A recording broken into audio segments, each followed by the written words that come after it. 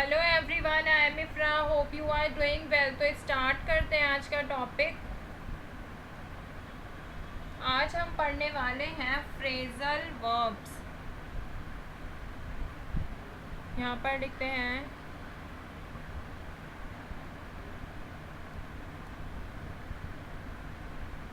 Phrasal verbs. ठीक है, तो सबसे पहले हमें समझना होगा फ्रेजल वर्ब्स होती क्या हैं, फिर कितने टाइप्स की होती हैं, फिर इनके कुछ एग्जाम्पल्स देखेंगे कैसे बनाया जाता है इनको। तो फ्रेजल वर्ब्स आर, यहाँ पे लिखते हैं phrasal verbs are two or more words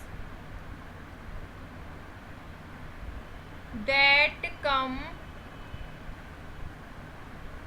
together, मतलब दो या दो से ज़्यादा वर्ड साथ आते हैं। क्यों? To give us a new verb, एक हमें नई वर्ब बताने के लिए, देने के लिए। ठीक है, with a different, of course जब दो तीन वर्ड एक साथ आएंगे तो मतलब भी चेंज होगा। Different meaning from the original word. ठीक है, तो ये क्या कह रहा है, फ्रेजल वर्ब जो होती हैं वो दो या दो से ज़्यादा वर्ड्स होती हैं, उसको साथ में लिखा जाता है ताकि हमें एक नए मीनिंग के साथ एक नया वर्ड मिले। ठीक है, ओरिजिनल वर्ड से वो अलग होता है।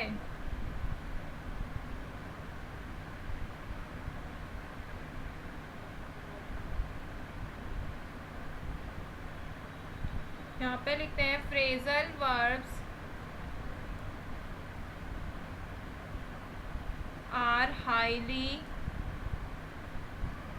Useful for informal conversation. तो फ्रेजल वर्ब जो होती है वो किसके लिए ज़्यादा यूज़फुल रहती है, किसके लिए फ़ायदेमंद होती है? इनफॉर्मल कन्वर्सेशन के लिए। ठीक है,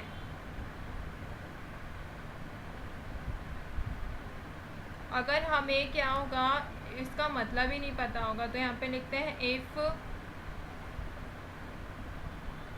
we are not aware of the meaning of these phrasal verbs, अगर हमें इसका मतलब ही नहीं पता होगा फ्रेजल वर्ब्स का, तो हमें डिफ़िकल्टी हो सकती है। ठीक है, we might face difficulties in understanding, समझने में तो होगी, understanding informal English. Informal क्या होता है? जैसे हम अपने उसमें बात कर रहे हों, जैसे फ्रेंड टू फ्रेंड, घर में बात कर रहे हों, किसी से भी बात कर रहे हों, बट वो फॉर्मल जगह ना हो, ऑफिस ना हो, स्कूल ना हो, टीचर से बात ना कर रहे हों, ऐसी जगह। ठीक है, तो अब आपको समझ आ गया है फ्रेजल वर्ब क्या होती है। दो या दो से ज़्यादा वर्ड जब साथ में आते हैं एक न्यू मीनिंग बनाने के लिए, ओरिजिनल वर्ड से इसका मतलब अलग होता है। ये इनफॉर्मल कन्वर्सेशन में ज़्यादा यूज़ होते हैं। अगर हमें इसका मतलब नहीं पता होगा तो हमें इसको समझने में, फ्रेजल वर्ब्स को समझने में डिफ़िकल्टी हो सकती है। अभी देखते हैं ये टाइप्स कितने होते हैं इसके, आगे बढ़ते हैं। Types of phrasal verbs. तो फ्रेजल वर्ब कितने प्रकार की होती है? फर्स्ट होता है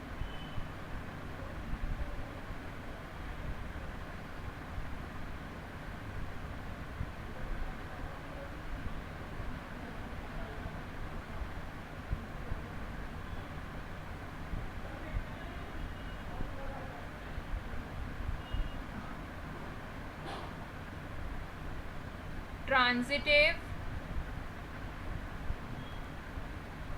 फ्रेजल वर्ब,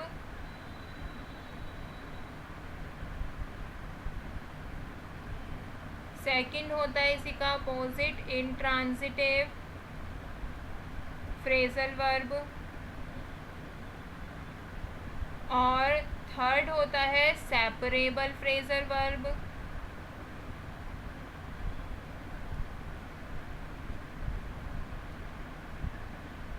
एंड फोर्थ और लास्ट टर्म होती है इसकी इनसेपरेबल फ्रेजल वर्ब्स। तो चार तरह के ये फ्रेजल वर्ब्स होते हैं, transitive, intransitive, separable and inseparable. अब एक एक करके हम चारों को समझेंगे। तो सबसे पहले यहाँ पर लिखते हैं ट्रांजिटिव फ्रेजल वर्ब्स। कौन सी होती हैं ये, ठीक है। तो आपको मैंने ट्रांजिटिव वर्ब्स पढ़ाया था, अगर याद हो। वर्ब कब होती है transitive? When the action of a verb passes from the subject. जब सब्जेक्ट से जो एक्शन हो रहा है वो किसके पास जा रहा है? टू द डायरेक्ट जा रहा हो, किसके पास? ऑब्जेक्ट के पास, ठीक है, डायरेक्ट ऑब्जेक्ट के पास। और इंट्रांजिटिव वर्ब कौन सी होती है? जिसमें उसमें ऑब्जेक्ट की ज़रूरत नहीं होती है, ठीक है।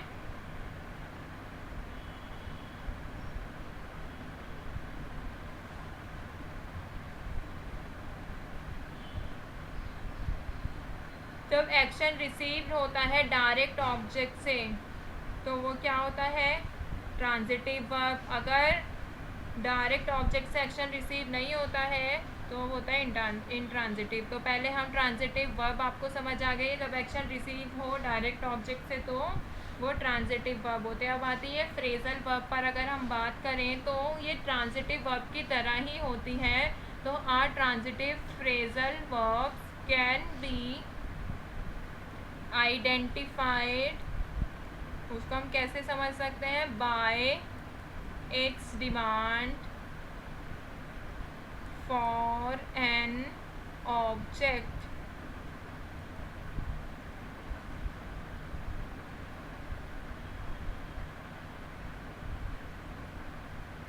तो ये क्या कह रहा है कि ट्रांजिटिव वर्ब्स की तरह ही ट्रांजिटिव फ्रेजल वर्ब्स एक क्या होती है? जब किसी ऑब्जेक्ट से वो डायरेक्ट रिलेट कर रही होगी, ठीक है, डायरेक्ट डिमांड एक्शन रिसीव कर रही होगी, मतलब डिमांड कर रही होगा, तो वो क्या होता है? Transitive phrasal verbs. अगर हम इसका एग्जाम्पल मैं यहाँ पर लिखूँ, it was not possible for Veena, FOR है, ठीक है, Veena to do away with all of it as they brought back so many memories of the past। तो ये क्या कह रहा है? It was not possible for Veena to do away with all of it as they brought back so many memories of the past. मतलब कि वीना के लिए ये सब ख़त्म करना पॉसिबल नहीं था क्योंकि वह पास्ट की बहुत सारी यादें वापस ले आए थे। तो इसमें क्या हो रहा है कि डिमांड की जा रही है किससे? एक ऑब्जेक्ट से। तो ये क्या है? Transitive phrasal verb. अभी जल्दी जल्दी समझते हैं। नेक्स्ट क्या होता है? इंट्रांजिटिव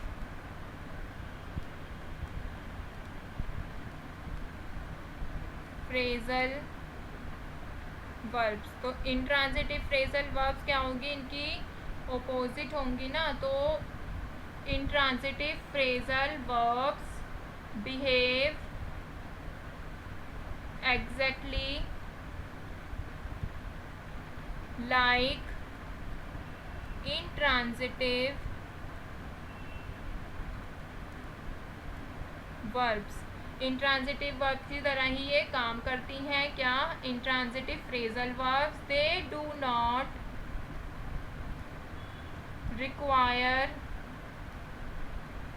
एन ऑब्जेक्ट, इसमें किसी ऑब्जेक्ट की ज़रूरत नहीं होती है to complete the sentence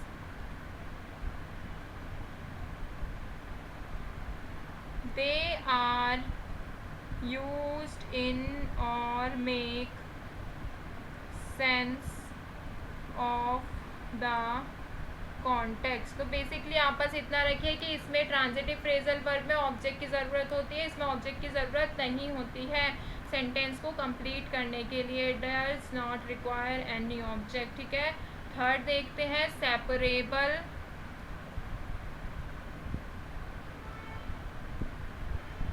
phrasal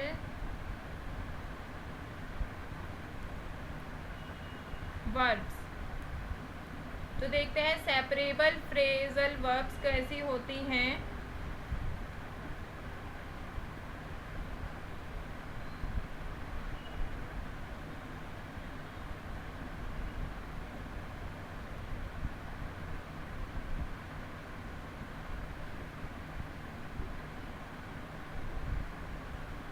separable phrasal verbs are, नाम से ही पता चल रहा है सेपरेबल मतलब सेपरेट होने की बात आएगी, अलग होने की बात होगी। सेपरेबल होती हैं क्यों?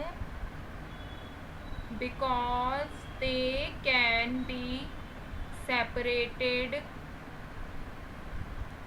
By the object. हम इसको ऑब्जेक्ट से सेपरेट कर सकते हैं, मतलब object can come between the words that make up the verb.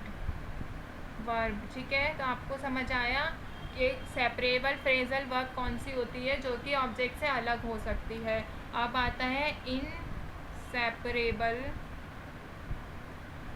Phrasal verbs. तो इनसेपरेबल फ्रेजल वर्ब्स कौन सी होती हैं जिसको हम सेपरेट नहीं कर सकते? अभी देखते हैं क्या लिखा है। Unlike separable phrasal verbs, these phrases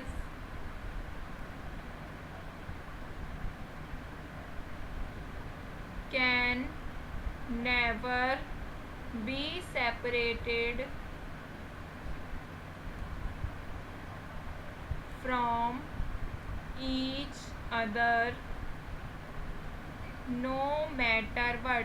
हमें सिचुएशन से कोई लेना देना नहीं है। इनसेपरेबल फ्रेजल वर्ब्स में ये इनसेपरेट नहीं होती है। ठीक है, ये साथ रहती हैं, ये अलग हो जाती हैं, इसमें ऑब्जेक्ट की ज़रूरत नहीं होती है, इसमें ऑब्जेक्ट की ज़रूरत होती है। 4 तरह के हमने फ्रेजल वर्ब देख ली हैं। आई होप आपको समझ आ गया होगा। नेक्स्ट में इसके एग्जाम्पल्स देखेंगे इन सभी के। मिलते हैं नेक्स्ट वीडियो में। Stay tuned and thank you.